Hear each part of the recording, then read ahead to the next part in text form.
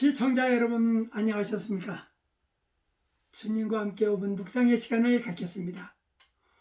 오늘은 욥기 26장 말씀을 묵상합니다. 본문은 빌닷에 대한 욥의 3차 답변입니다. 욥은 빌닷이 펼친 변론을 그대로 받아들이면서 더욱 자세히 하나님의 섭리에 대한 구체적으로 지적하고 있습니다. 욥이 이렇듯 하나님의 속성을 잘 알고 있었기에 극심한 고난 속에서도 신앙적인 자세를 끝까지 견지할 수 있었던 것입니다.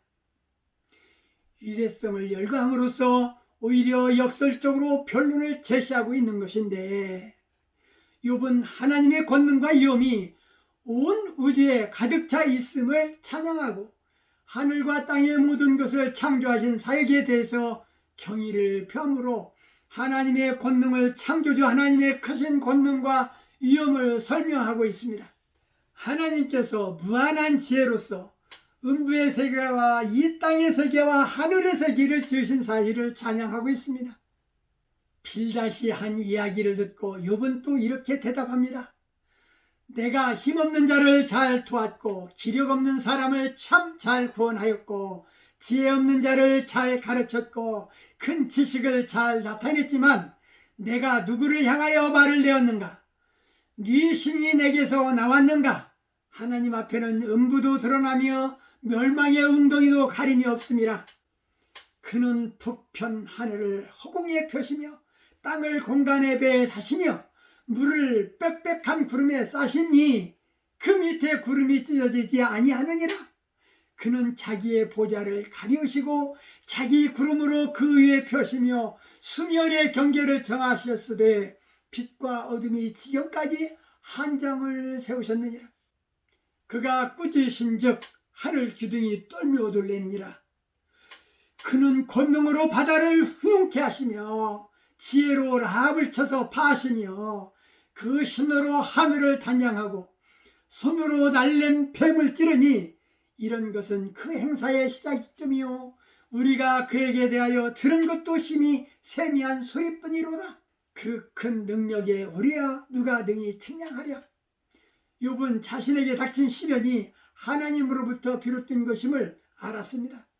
그런데 욥은 하나님의 뜻을 쫓아 경건하게 살아온 자신에게 왜 그처럼 혹독한 시련이 닥쳐야 했는지 그 이유를 도무지 알 수 없었던 것입니다. 마찬가지로 오늘날에도 우리는 경건한 크리스천들이 왜 많은 시련을 겪는지 그 이유를 쉽게 설명할 수 없습니다. 하지만 성경을 보면 믿는 자들에게 닥치는 환난이나 시련과 관련하여 몇 가지 이유들이 제시되어 있습니다.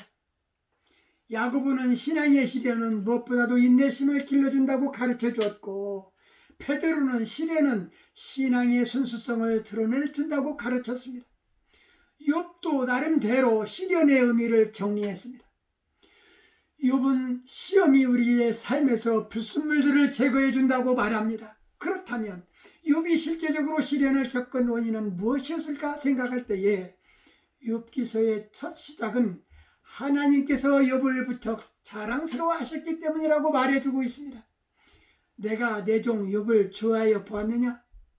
그와 같이 온전하고 정직하여 하나님을 경외하며 악에서 떠난 자는 세상에 없느니라. 하나님께서 사탄에게 자랑할 정도로 욥이 경건했다라는 것입니다.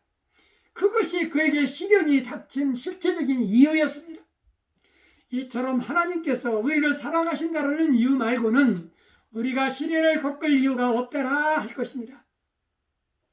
하나님은 시련을 통하여 하나님에 대한 우리의 이 신앙이 참되고 순수하며 흔들리지 않는 것임을 다른 이들에게 보여주기를 원하시는 것입니다. 욥은 하나님을 두려워하는 자입니다. 신앙인은 하나님을 두려워할 줄 알아야 합니다. 하나님을 두려워하는 신앙은 신앙의 본질은 조물주 하나님을 경외하는 것이어야 한다는 것입니다. 두려워하는 마음이 없으면 신앙인이 아닐 수도 있습니다. 범죄하지 못하도록 두려운 마음도 인간에게 주셨습니다.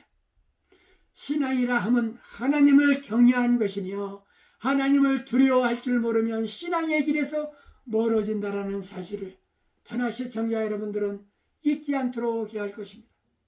오늘 말씀 여기까지입니다. 시청해 주셔서 대단히 감사합니다. 내일 다시 뵙겠습니다. 안녕히 계십시오.